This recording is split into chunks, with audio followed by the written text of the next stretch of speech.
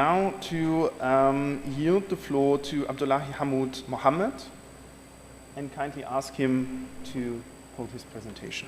Good morning, Constantine. Thank you. Let me first start with thanking our hosts and organizers for convening this very important conference, the 6th edition of the Kampala Geopolitics Conference, specifically our partners, Konrad Adenauer Foundation, Makerere University and its students, the UN Women, French Embassy, the French Institute for International and Strategic Affairs, and Alliance Française de Kampala. Because we have a large audience of students, if you allow me, Constantine, I would like to start with an overview context of why is Indo-Pacific so important. I have 5 points for that. And then I want to ask ourselves, what are the benefits for Indo-Pacific theater for East African countries, which I will highlight 5 points. And then I'll go into my conclusion with next steps. What do East African countries need to do for this increased tensions in the Indo-Pacific?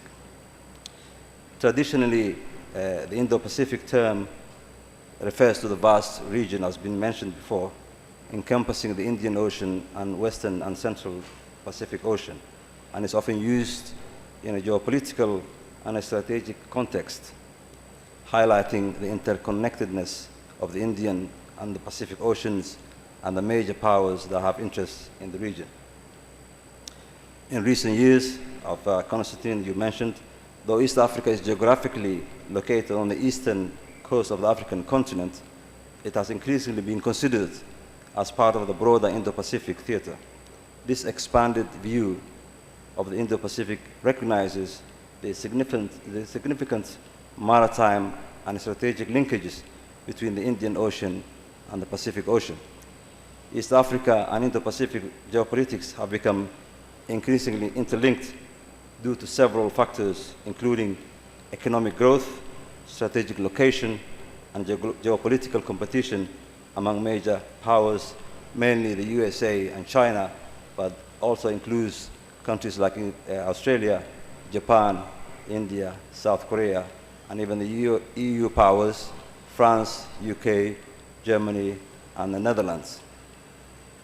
So the number one is economic importance. Why is it so important?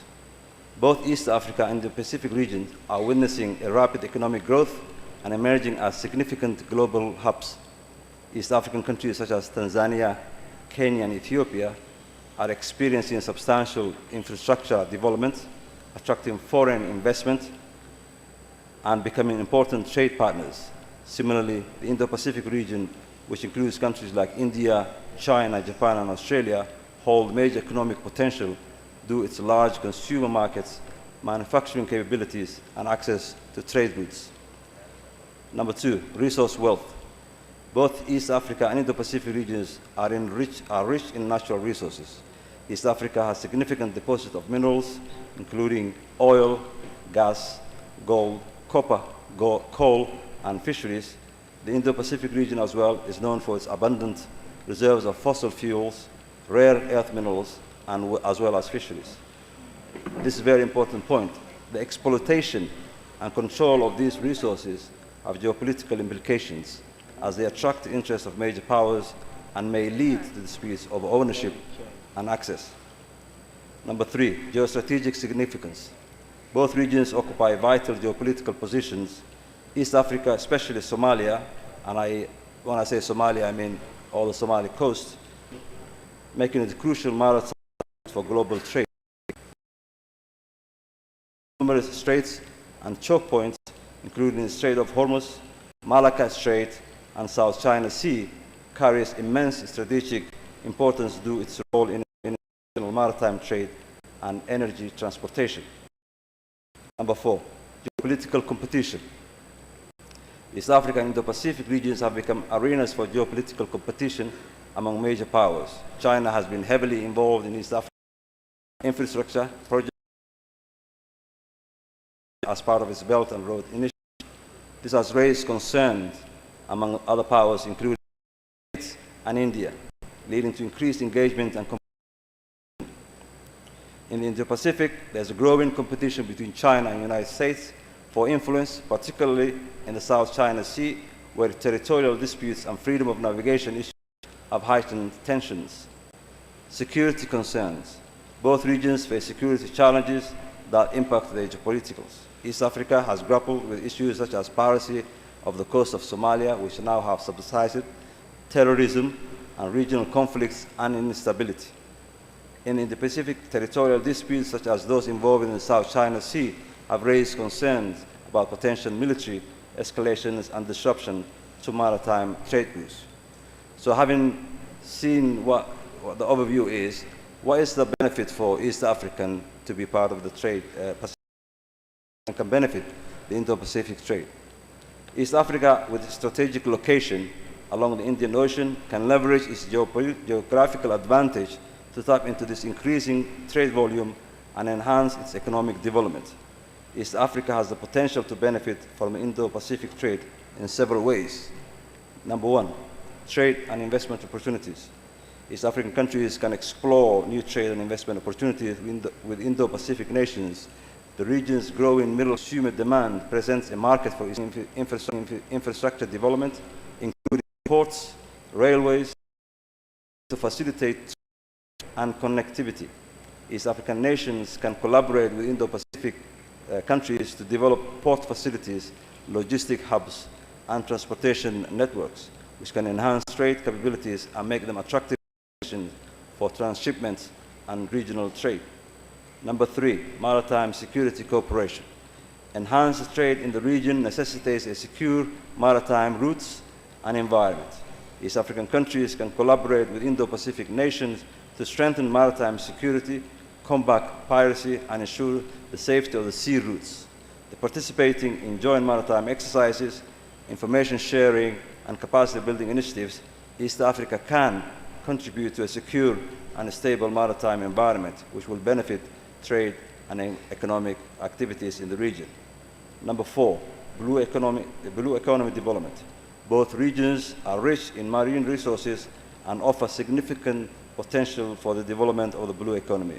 East African countries can collaborate with Indo-Pacific countries to leverage their expertise in areas such as fishery, aquaculture, marine renewable energy, and ocean research. By promoting sustainable and responsible utilization of marine resources, East Africa again can tap into the blue economy and enhance economic growth. Number five, regional integration, and this is a must. East African countries can enhance regional integration efforts to strengthen trade ties with Indo-Pacific regions. Organizations such as the East African Community, which Somalia is joining, being accepted and joining in November, and the Common Market of Eastern and Southern Africa can work towards harmonizing trade barriers and facilitating cross-border trade.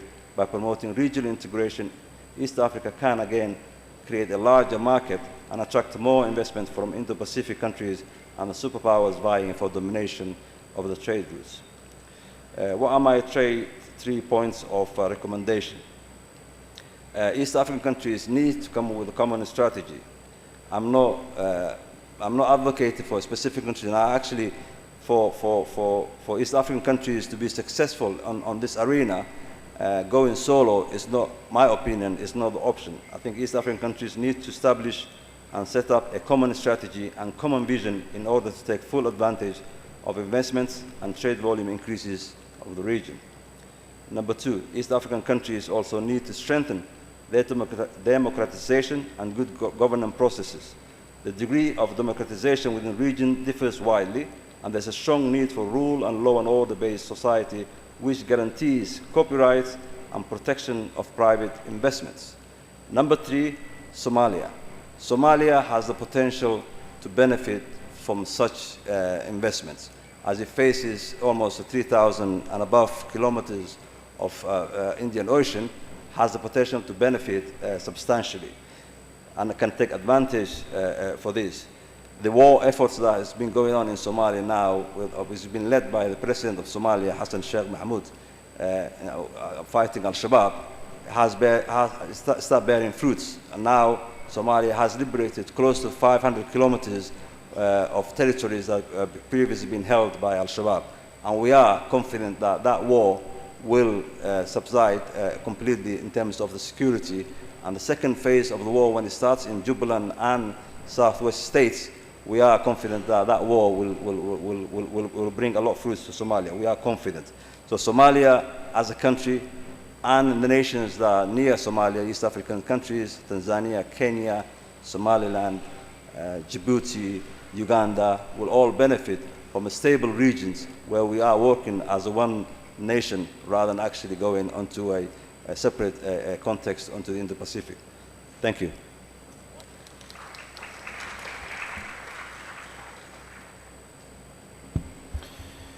Thank you very much, Abdullahi. I would like to